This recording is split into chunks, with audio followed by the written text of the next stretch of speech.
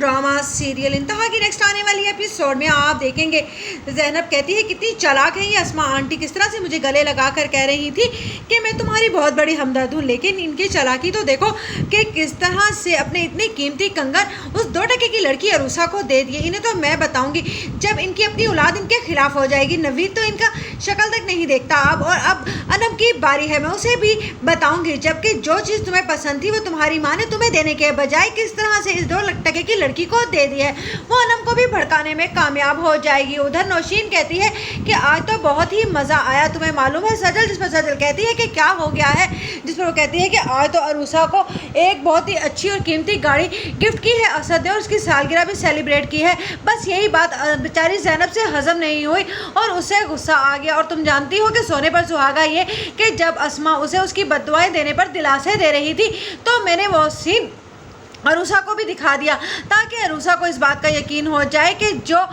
उसकी माँ के मरने में आखिरी वक्त अस्मा ने फ़ोन किया था, इस बात पर उसे भरोसा हो जाए। जिस पर सजल कहती है बस अम्मा आप इसी कामों में लगी रहिए, आप जानती हैं कि मैं आपको इससे बड़ी खुशखबरी सुनाने वाली हूँ। जो हमारी मशीनरी आने वाली है वो फ़हद की कंपनी के थ्रू ही तो आ रही है। बस जैसे ही मेरा आमना सामना हुआ है फ़हद से तो मुझे तो बहुत ज़्यादा खुशी हुई।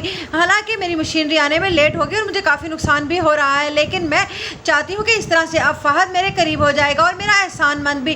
जिस पर कहती है नौशीन तो इससे क्या फ़ायदा होने वाला है? जिस पर कहती है सज्जल के जो अनम मेरे खिलाफ भड़काती रहती है ना फ़हद को, अब फ़हद को जब ये पता चलेगा कि मैं तो काफ़ी रिलैक्स हूँ इस मशीनरी के ना आने पर उसकी वजह से, तो वो मुझे इज़्ज़त और मान देगा, क्योंकि उसकी नज़र में तो मैं बहुत ही बुरी लड़की हूँ ना। इसी तरह से मैं फ़हद के करीब होकर अनम से उसे दूर कर दूँगी। जिस पर कहती है नौशीन यानी कि हर बाजी हमारी कामयाब जा रही है। जिस पर सजल कहती है हाँ, लेकिन आपसे बस एक बात करनी थी, मैंने आपसे अहमद के बारे में बात की थी ना, अगर वो रकम उठा सकता है तो यकीनन अपने शेयर्स के खिलाफ भी कुछ कर सकता है।